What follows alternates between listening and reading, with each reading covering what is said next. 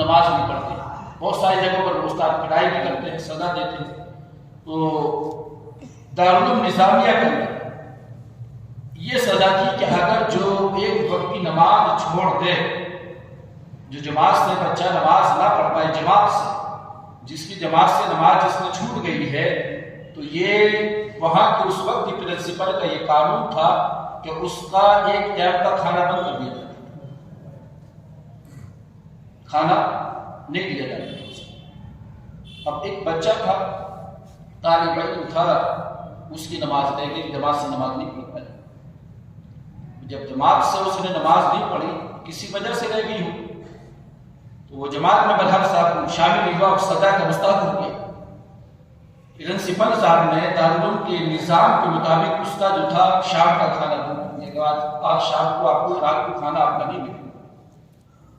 بچہ پڑھتا رہا، جیسے بچے اور بھی پڑھ لیتے وہ بھی پڑھ رہا تھا، پڑھ کے وہ بھی سو گیا. تمام بچے سو گئے.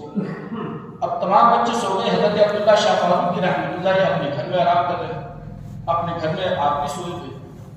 فرمایا میں سونے ہوا تھا کہ اللہ کے رسول صلی اللہ علیہ وسلم خواب میں تشریف لائے. خواب میں تشریف لائے اور فرمایا کہ عبداللہ فاروقی تم سو رہے ہو، اٹھو، ہمارا ایک مہمان تمہارے دارالعلوم میں بھوکا سو رہا ہے.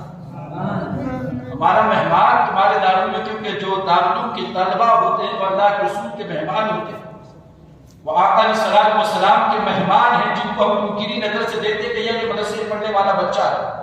قسم خدا کی ان کی شان یہ ہے، آقا فرماتے یہ میرے مہمان ہیں جو مدرسوں کے اندر جو میرا دین سیکھنے آ رہے ہیں، جو حدیث مصطفیٰ قرآن کو سیکھنے کے لیے آ رہے ہیں، اللہ کی کتاب کو.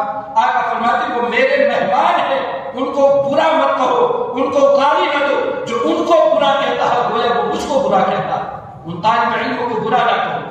فرمایا پر ہے جب حضرت عبداللہ شاہ فاروقی فرماتے کہ میں سوئے بتا، آقا نے فرمایا تم سوئے ہوئے ہو، تمہارے دارالعلوم کے اندر میرا ایک مہمان جو ہے وہ بھوکا سو رہا ہے، جاؤ اس کو کھانا کھلاؤ. فرمایا کہ جب میں نے یہ خواب دیکھا تو ایک دم بیدار ہوا، اور بیدار ہونے کے بعد میں نے اپنے اہلیہ محترمہ کو اٹھایا کہ گھر کے اندر کچھ کھانا موجود ہے. دیکھا تو تھوڑا سا کھانا موجود تھا. فرمایا جلدی کھانا تیار. اتنی رات کے وقت میں کیا ضرورت پڑ گئی کھانا کھانے کی، آپ کو سحری کرنی ہے کہ اس وقت روزہ رکھیں. فرمایا نہیں، کھانا تیار کرو جلدی، کوئی وجہ ہے. بیوی نے کھانا تیار کیا گرم گرم. کھانا جب تیار ہو گیا تو آپ نے ٹفن اپنے ہاتھ میں لیا اور اپنے ہاتھ میں لینے کے بعد رات کے 3 بجے کے وقت دارالعلوم کے دروازے میں پہنچا اور دروازہ کھٹکھٹایا. جب دروازہ بیچمین نے جب کھولا، مطلب یہ کہ گیٹ کیپر نے کھولا، تو دیکھ کر حیران ہو گیا کہ حضرت مطلب رات کے 3 بجے تشریف لے کر آئے.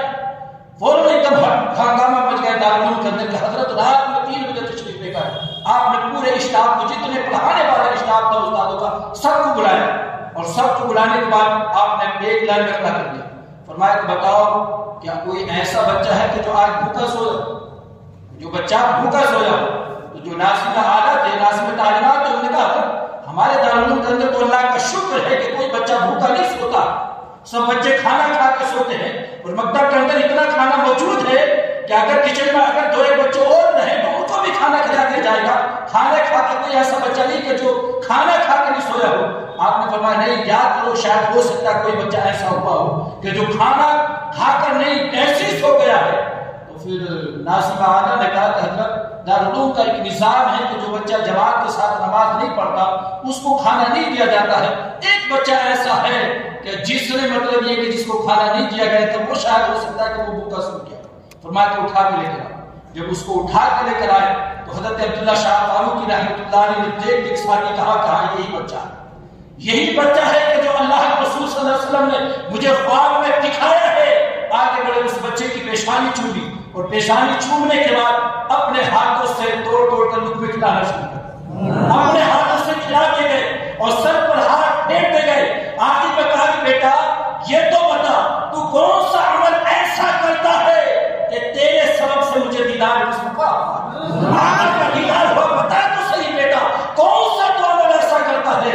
تو بچے کی آنکھوں میں آنسو آ گئے اور آنکھوں میں آنسو آنے کے بعد کہا کہ حضرت یہ ایک راز تھا، مگر جب آپ پوچھ رہے تو آپ کو تو بتانا پڑے گا. کوئی دوسرا پوچھتا تو میں نہیں بتاتا. حضرت ایک راز ہے، وہ راز یہ ہے کہ جب دارالعلوم کی چھٹی ہو جاتی ہے رات کی پڑھائی کے بعد، سب بچے اپنے اپنے بستر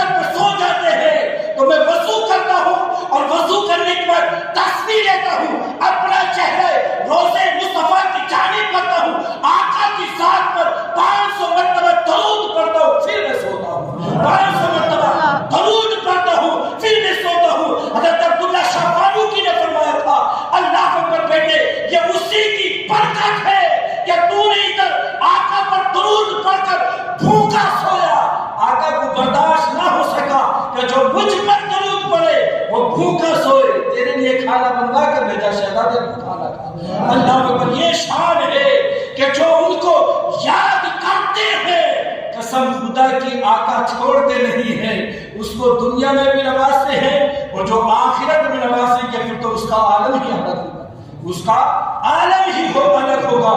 تو ہمیں یہ چاہیے کہ ہم اپنے نبی کی ذات پر درود پڑھا کریں۔